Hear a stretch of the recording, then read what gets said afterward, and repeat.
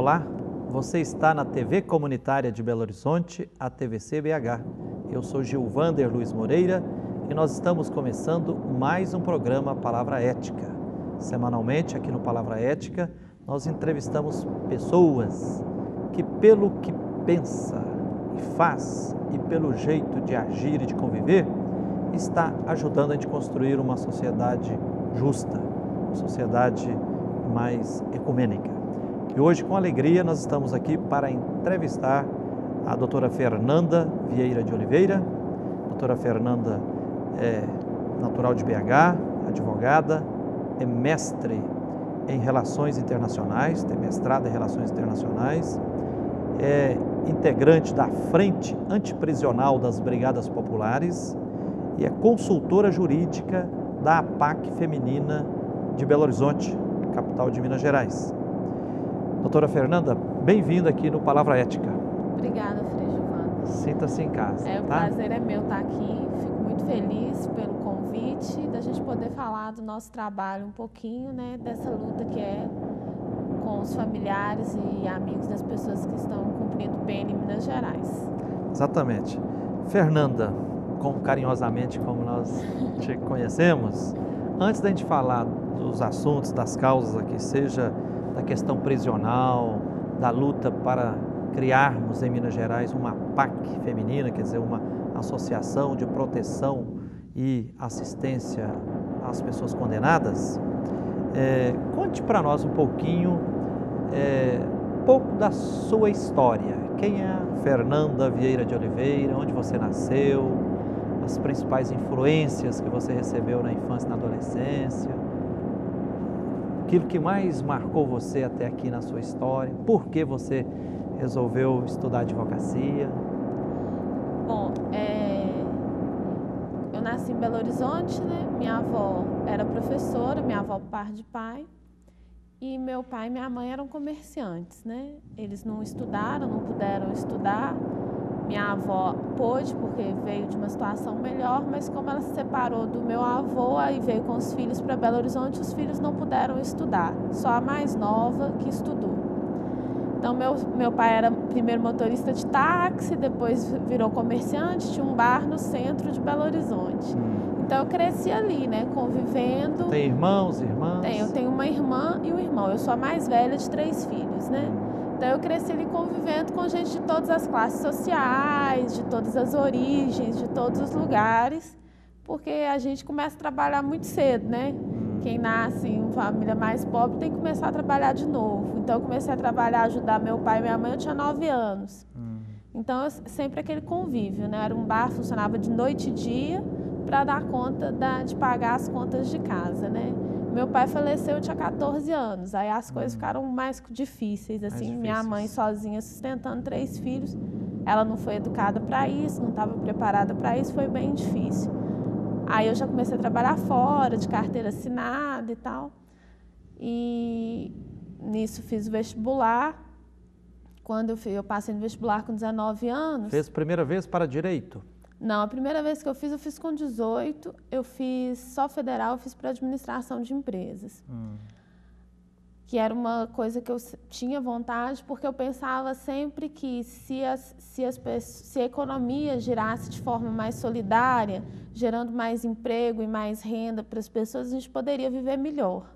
Tanto eu, que vivi uma situação de dificuldade, quanto as outras pessoas. Então, eu sempre pensei que as empresas poderiam ser gerenciadas não com foco só no lucro, né? Lógico que o empresário quer ter seu lucro e é justo, mas ele não precisa ter um lucro tão alto, ele pode compartilhar isso melhor e todos viverem muito melhor, né? Então, eu tinha essa ideia de fazer administração de empresas, mas era um curso que exigia um conhecimento na área exatas que eu não tive a oportunidade de ter. Você estudou em escola pública ou particular? Estudei em escola pública e particular. Quando meu pai faleceu, eu estava estudando escola particular. Ele morreu, a coisa ficou complicada, eu voltei para a escola pública.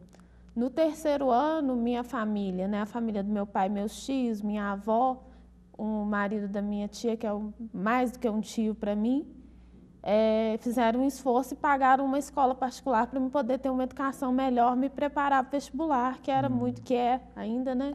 Muito disputado. Né? Aí eu passei na segunda vez na PUC em Direito, na PUC de Betim. Por que você aí acabou deixando a administração e por que optou por cursar Direito? Na verdade, porque eu sempre tive mais facilidade com as disciplinas de humanas e minha avó era advogada já nessa época, ela já tinha feito faculdade de Direito, ela fez duas faculdades, né? Fez turismo e depois fez Direito. E aí eu acabei optando pela faculdade de Direito, na época, porque eu analisei faticamente, assim, eu sou muito realista, era o que eu teria mais condições de passar no vestibular numa boa universidade. Né? Doutora Fernanda, e hoje você, além de advogada, né, ter o mestrado em Relações Internacionais, você está representando as Brigadas Populares da Frente Antiprisional. Conte para quem não conhece bem ainda, o que é e o que faz as Brigadas Populares e especificamente a Frente Antiprisional das Brigadas. As Brigadas Populares são uma organização política. O objetivo é organizar os mais pobres, aqueles que estão... Nasceu quando?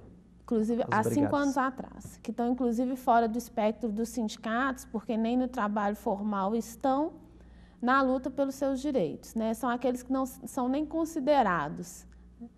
E isso começa nas comunidades de periferia de Belo Horizonte, né? Começou com um grupo de estudos e que percebeu que estudar não era suficiente. Vários universitários que integram as Brigadas Populares. As Brigadas Populares é uma mistura de muito tipo de gente, né?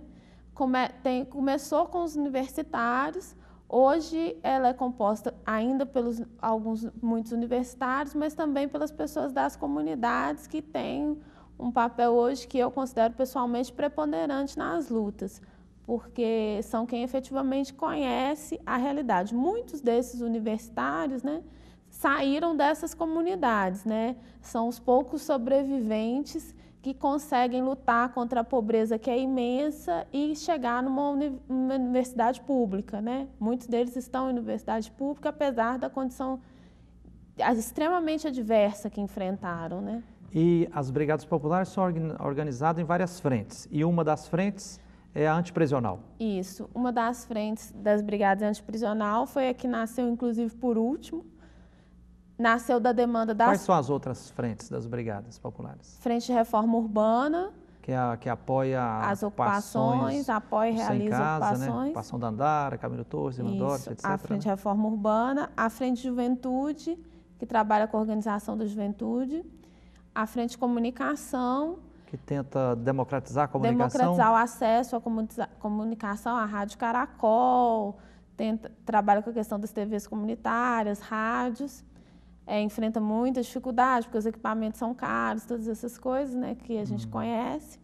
Né? A Frente de Formação, que trabalha com a formação política dos militantes, né? Porque como a gente tem militantes de várias origens, existe um desnível de formação e a gente entende que conhecimento é poder, então todo mundo tem que conhecer, né? Sim, estudar bastante. Estudar bastante, não pode desvalorizar o conhecimento, mesmo que ele não seja através de uma educação formal. E a Brigada Nossa América, que trabalha que debate, né, as questões políticas e solidariza com as lutas políticas em toda a América Latina. E aí a frente antiprisional da qual você E nisso a frente antiprisional, que foi uma demanda das próprias comunidades, né? Como é que nasceu e o que é a bandeira?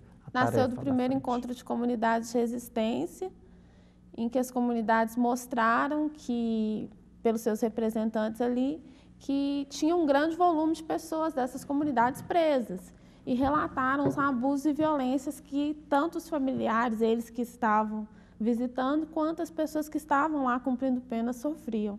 Aí nasceu a ideia da frente antiprisional. E a frente antiprisional, como forma vamos dizer assim, dar um caráter mais específico ao trabalho, criou o grupo de amigos e familiares de pessoas em privação de liberdade, né, que foi o nosso primeiro projeto.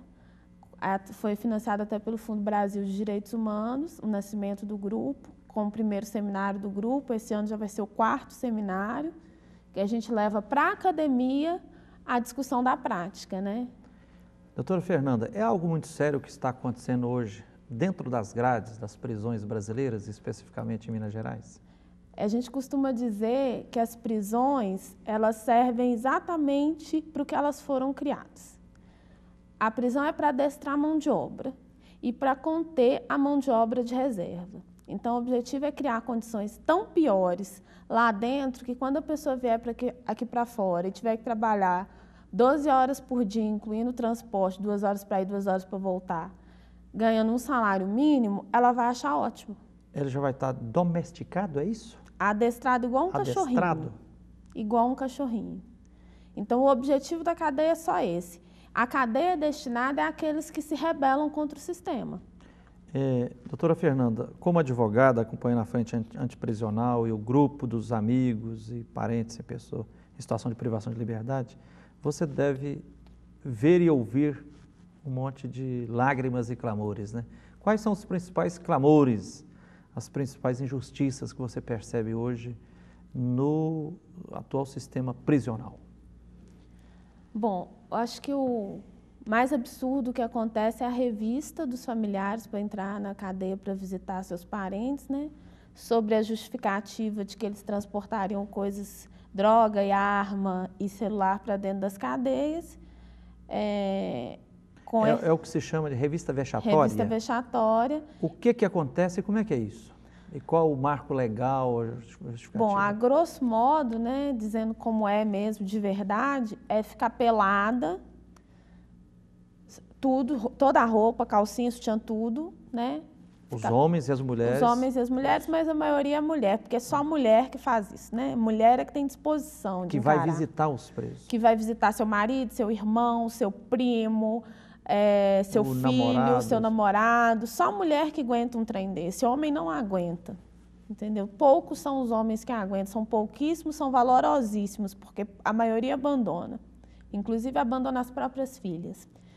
E aí ficar pelada, agachar 3 vezes de frente, 3 vezes de costa, deitar numa cama de compensado que eles dão o nome de maca, mas que de maca não tem nada, que tem pouco ou nenhuma limpeza, asepsia, ficar com as pernas abertas, levantar as pernas para cima, sustentar com a força. Como se fosse um super exame ginecológico ali. Nem no ginecologista você faz aqueles exercícios. Eu faço aula de pilates, nem no pilates eu acho que eu faço aquilo. Eu daria conta de fazer aquilo. E vai de pessoas jovens a pessoas idosas, obesas, que muitas vezes têm dificuldade de locomoção e elas têm que fazer o mesmo tipo de exercício. Mulheres grávidas, crianças, a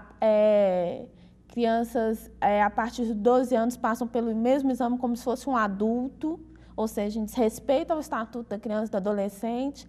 Um país que não tem respeito pelas suas crianças nem pelos seus idosos é uma tristeza, né? Doutora Fernanda, por que tem que ser assim? Por que não tem uma outra forma? Por exemplo, se colocar lá um aparelho de raio-x ou um ultrassom, não pegaria a eventual entrada de droga ou de aparelhos celulares e tal? A gente tem que eu falo que a gente tem que tomar cuidado com o que pede, né? Existem os raios-x para o alimento, mas os agentes, coitados, são tão mal treinados ou não recebem nenhum treinamento, porque não é culpa deles, que muitas vezes eles não sabem enxergar através daquele aparelho o que precisa ser visto. E acabam se confundindo, e no caso dos alimentos, em muitos lugares, apesar de passar pelo raio-x, eles ainda abrem os alimentos depois. A gente sabe que abre porque os familiares vão e relatam, e eu registro esses relatos por escrito, e esses relatos são assinados, né? Nós temos esse trabalho porque nós queremos criar um banco de dados relatando a situação real do sistema prisional do Estado de Minas Gerais, para poder sentar novamente com o governo do Estado, se ele quiser nos receber, é óbvio, né? Com o governo do Estado e mostrar para ele o que está efetivamente acontecendo, que não é história de preso, nem história de família de preso, como eles costumam sempre dizer. Ok. Doutora Fernanda, está boa a prosa, mas nós vamos fazer um pequeno intervalo. Nós estamos hoje aqui no programa Palavra Ética, entrevistando a doutora Fernanda Vieira de Oliveira, que é advogada, tem mestrado em Relações Internacionais. Ela é integrante da Frente Antiprisional das Brigadas Populares e também é consultora jurídica da APAC Feminina de Belo Horizonte, que está em processo de construção. Nós vamos a um pequeno intervalo e voltamos já já.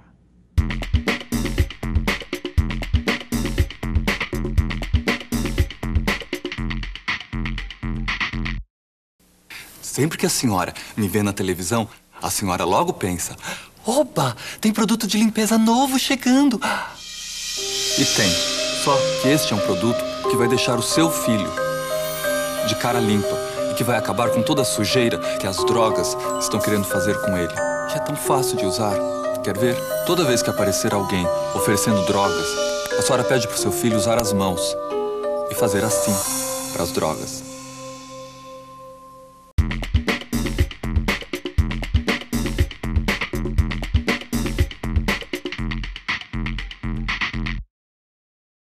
Olá, você está na TV Comunitária de Belo Horizonte, a TVC BH. Eu sou Gilvander Luiz Moreira e nós estamos iniciando o segundo bloco do programa Palavra Ética.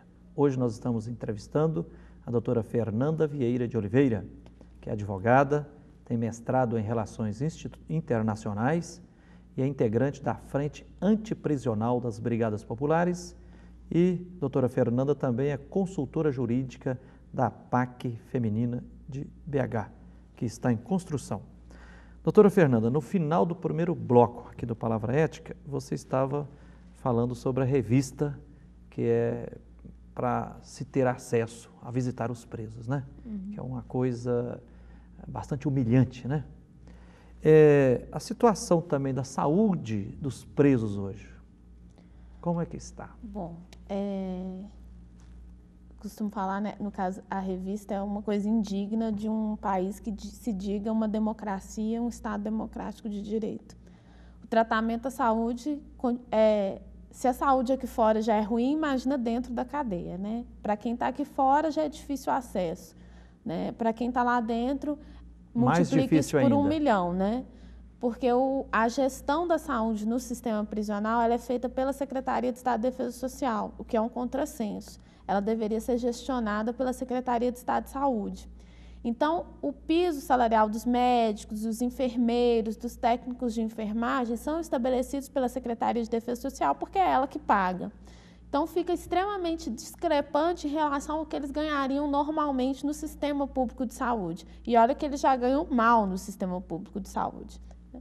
Então, é impossível você conseguir um médico, um enfermeiro, um técnico de enfermagem que fique no sistema por muito tempo. Quando eles aceitam, quando acontece deles aceitarem, é como passar uma chuva.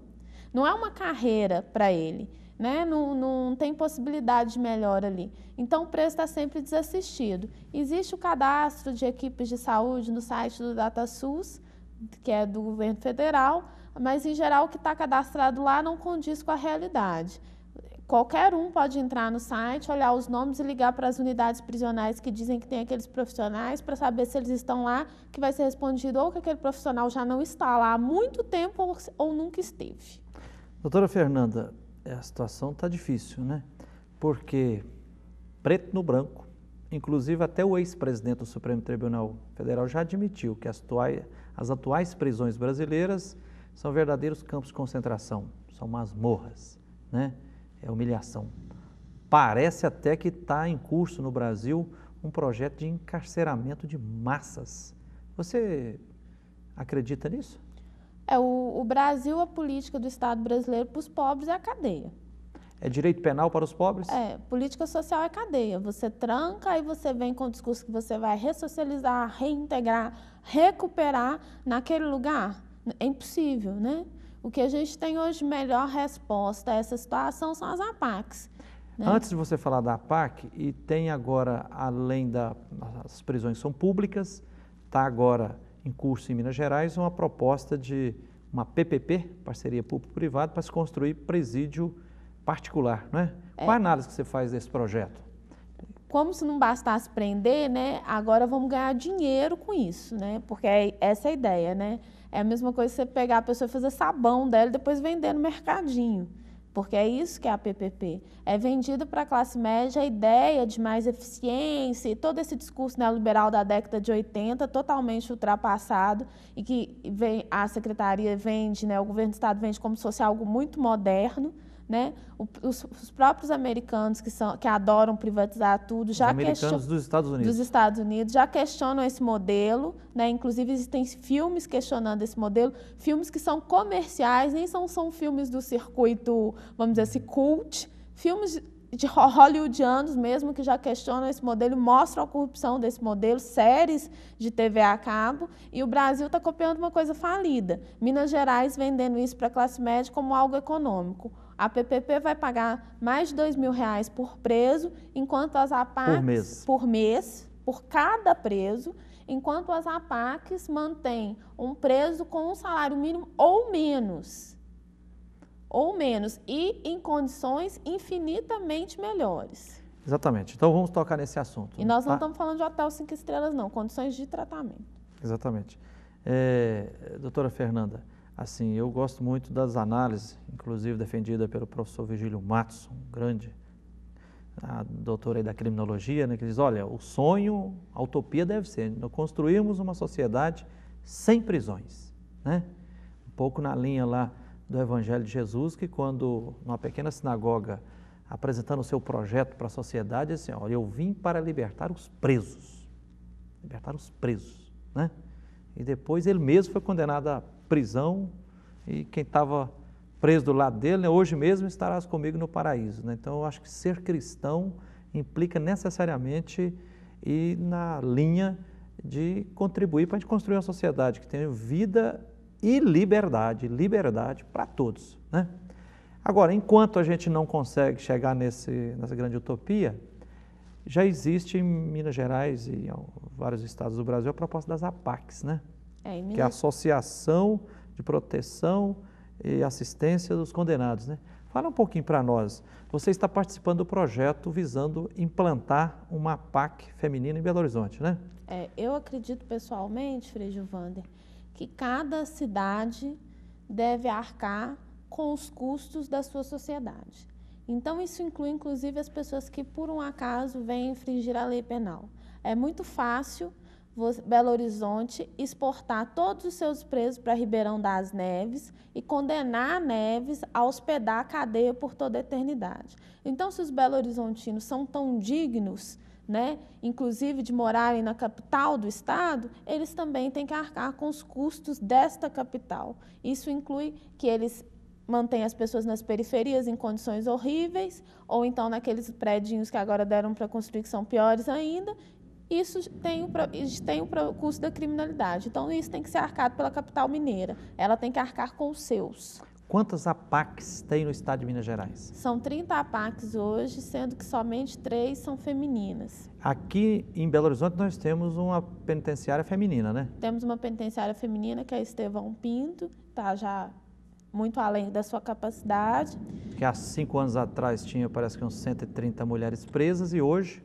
Hoje tem mais de a última contagem dava em torno de 435, mas isso já faz vários meses. Então, até hoje já pode estar com quase 500. Em que pé está a proposta de se criar uma APAC feminina aqui? Quais os passos que já foram dados? Tá. A APAC o projeto APAC, ele é respaldado pelo Tribunal de Justiça do Estado de Minas Gerais através de novos rumos na execução penal. A APAC é tipo uma prisão alternativa, não é?